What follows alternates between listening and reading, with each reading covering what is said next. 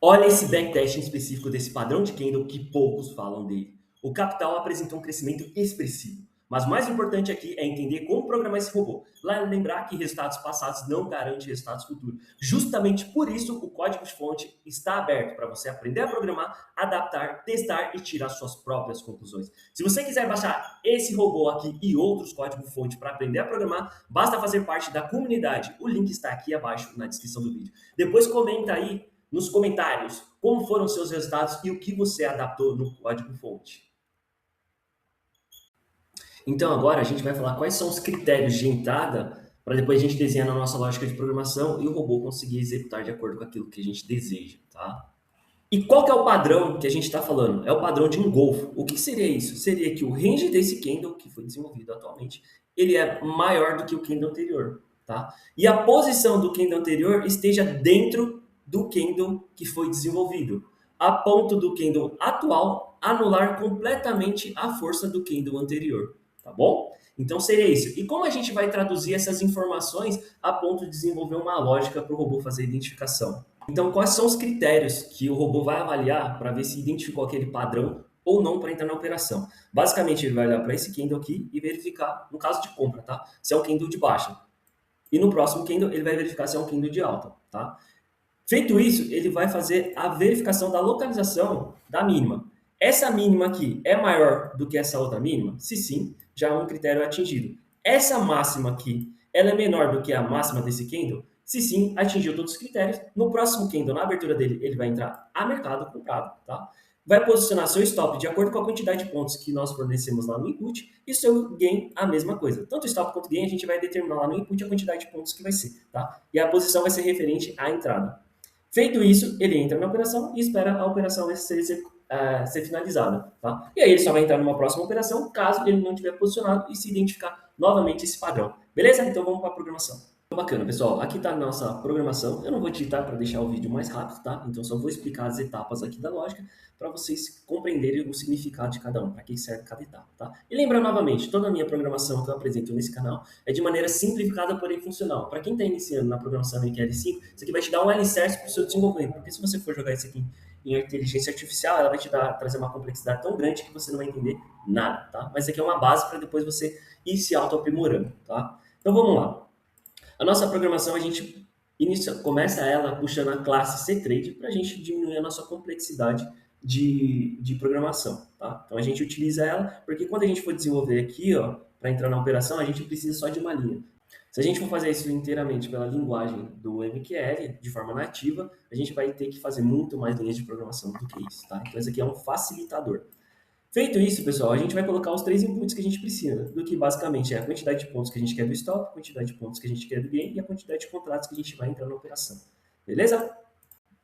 Feito isso, a gente vai estar utilizando somente o modo onTick para a gente desenhar toda a nossa lógica de programação, tá? Por quê? Para facilitar as coisas. A gente não precisa utilizar neste momento outros modos. Vamos focar aqui. Com isso, a gente vai, nessas linhas todas aqui, tá trabalhando a puxada de informação dos candle. Então, o que significa isso? Essa função aqui, IOpen, IClose, ele fornece as informações de máxima, mínima, abertura e fechamento do candle, tá? Então é só traduzir do inglês para português. IOpen fala de abertura, iClose fala de fechamento, iHigh fala de máxima, iLow fala de mínimo, tá? Então toda vez que monta um candle novo, ele está puxando essas informações aqui de máxima, de fechamento, de abertura e de mínima. Então a gente faz através disso, tá? O 1 significa que se o preço estiver trabalhando aqui, eu estou puxando as informações desse candle. O 2 significa que se o preço estiver trabalhando aqui, eu estou puxando essas informações do candle número 2, tá bom? Então basicamente seria isso. Então com essas informações a gente vai conseguir analisar se os critérios de compra ou de venda foram atingidos, tá? Então vamos lá. O preço ele está trabalhando aqui agora na posição 0. Aí a gente tem a posição do candle 1 e a posição do candle 2, tá? E agora a gente vai fazer o comparativo das informações. Essa primeira informação, ele está perguntando aqui se esse candle número 1 ele é de alta, ou seja, fechamento é maior que a abertura. A mesma coisa ele vai fazer com o candle anterior. Então, o candle 2 ele é de baixa, o 1 tem que ser de alta, e o 2 tem que ser de baixa para quê? Para ver se ele vai entrar na operação comprado. Tá? Depois ele vai fazer outra comparação. A mínima do candle 1 ela é menor do que o candle 2, ou seja, essa mínima aqui ela é menor do que o candle 2. Por quê? Porque o candle 2 ele tem que estar dentro do range do candle 1. tá? E aí a gente vai verificar também se a máxima do candle 1 é maior do que o candle 2. Ou seja, para verificar se ele está dentro do range, essa máxima aqui tem que ser menor do que essa outra máxima aqui. Com isso, ele afirma: comprar está ok, comprar é verdadeiro. E a mesma coisa ele vai fazer para vendas, tá? Só que ele já vai entrar na operação? Não. Ainda tem uma condição para ele entrar na operação. Qual que é essa condição? Se comprar é verdadeiro e se ele já não está posicionado em uma operação. Ou seja, ele não pode estar posicionado em nenhuma operação para ele realizar a negociação, tá? Só que aí, antes de realizar a negociação, a gente precisa de mais duas informações. Quais seriam?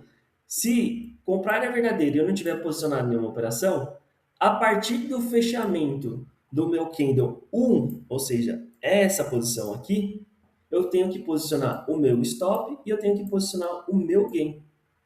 Encontrando a posição do meu stop e do meu gain, aí sim eu posso realizar a negociação para entrar na operação. Lembra que a gente colocou aqui a nossa classe de negociação para facilitar a entrada na operação com uma linha? É isso que a gente vai estar utilizando agora. Agora a gente puxa a nossa classe de negociação trade, coloca para eternamente comprado, posiciona a quantidade de lotes que a gente determinou no input, o ativo que a gente está trabalhando, entrada no mercado, por isso que eu utilizo zero, e aí a gente encontrou aqui embaixo a nossa posição de stop, a nossa posição de gain e coloca aqui dentro da função de negociação, tá? Então, atingindo todos esses critérios, ele entra na negociação, posiciona meu gain, posiciona o meu stop e vai buscar outro padrão de candle a partir do momento que eu sair da operação. Beleza, pessoal? Olha que simples aqui, hein? Basicamente, em 32 linhas, a gente conseguiu fazer um robô simples, porém funcional. Beleza? E se você não quiser fazer essa programação ou escrever, basta você fazer parte do nosso grupo do Telegram, acessar o link que está na descrição do vídeo aí e baixar lá todos os nossos programas, todos os nossos robôs que a gente desenvolveu nas vídeos aulas aí do YouTube. Beleza, pessoal? Valeu, obrigado e até a próxima.